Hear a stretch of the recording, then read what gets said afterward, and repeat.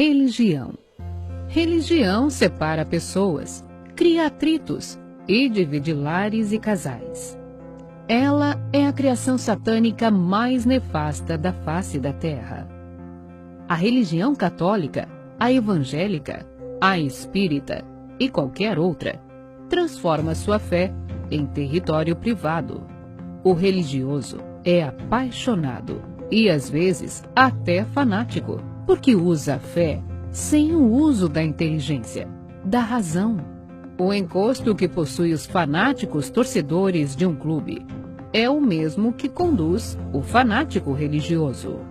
A história registra que as maiores guerras da história da humanidade tinham como pano de fundo a religião.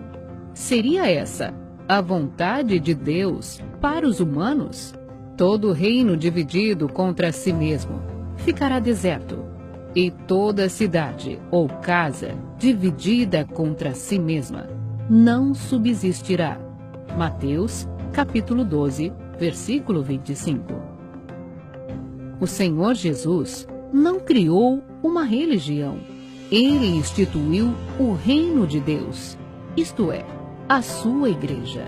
As pessoas que compõem tal reino ou igreja vivem sujeitas ao senhorio de Jesus. Vivem o padrão da justiça do reino de Deus. Como um corpo, ele é o cabeça e seus discípulos, os membros. Esse corpo possui um só Espírito, o Espírito Santo.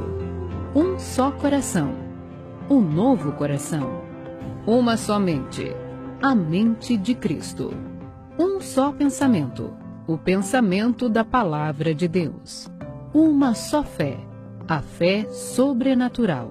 Um só caráter, o caráter de Deus. Uma só direção, a direção do Espírito de Jesus. Portanto, ninguém, absolutamente ninguém, que está fora deste corpo, pertence ao Senhor Jesus.